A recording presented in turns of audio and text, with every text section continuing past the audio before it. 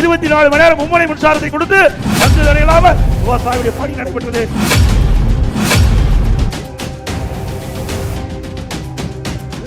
செயலாளர் கலந்து கொண்ட மீட்டிங் ஈரோட்டில் கலந்து பொதுக்கூட்டத்தில் கலந்து அங்க தாவக கொடியை காமிக்கிறாங்க. அதாவது தாவக தொண்டர்கள் நிர்வாகிகள் காமிக்கிறாங்க. நல்லா புரிஞ்சுக்கணுமா காமிக்கிறாங்க. உடனே நம்ம ரிப்போர்ட்டர் உங்க மாதிரி ஊடகங்கள் போய் அவங்கள கேட்கிறாங்க, நீங்களாம் அதிமுக நிர்வாகிகளா, உண்மையிலே தமாக தொண்டர்கள் தாவக தொண்டர்களா அப்படின்னு கேட்கும்போது அவங்க புரிந்து தள்ளுறாங்க. நாங்க விஜய், எங்க தலைவர் விஜய்க்காக குரல் கொடுத்தது அண்ணன் எடப்பாடியார்.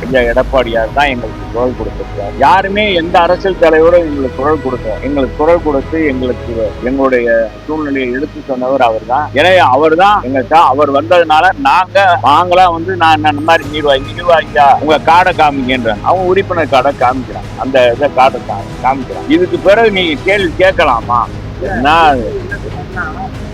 அவரு நான் என்ன சொல்றேன், இதெல்லாம் அவர் 1000 பேர் 1000 விமர்சனம் பண்ணுவாங்க. இது காழ்ப்புணர்ச்சியில பேசுறது தலைவரே. ஐயோ இது என்ன காழ்ப்புணர்ச்சியில பேசுறது? காழ்ப்புணர்ச்சியில விஜய் வந்து விளையாட்டு இல்லை, அப்படி இல்லை. அத அவங்க தொண்டர்கள் விரும்புறாங்க. தொண்டர்கள் பொதுச் செயலாளரை விரும்புறாங்க.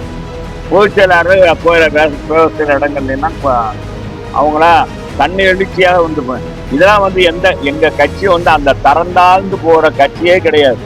அவர் உண்மையிலேயே டிடிவி தினகரன் வந்து இந்த கட்சியில எஸ்பியா இருந்தவர், எல்லா பொறுப்புலையும் இருந்திருக்காரு. அதிமுக தொண்டன், புரட்சி தலைவர் அம்மாவுடைய தொண்டன். எவனாவது அடுத்த கட்சி கொடியை தூக்குனா வரலாறு உண்டா? 53 ஆண்டுகள்ல கூட்டணி சேர்ந்தா தோல் கொடுப்போம், தோல்ல தூக்கிட்டு கொண்டாடுவோம், எங்களை எதிர்த்தா கீழே போட்டு மிதிச்சுட்டு போவோம். இதான் அதிமுக வரலாறு, அதிமுக தொண்டனுடைய வரலாறு.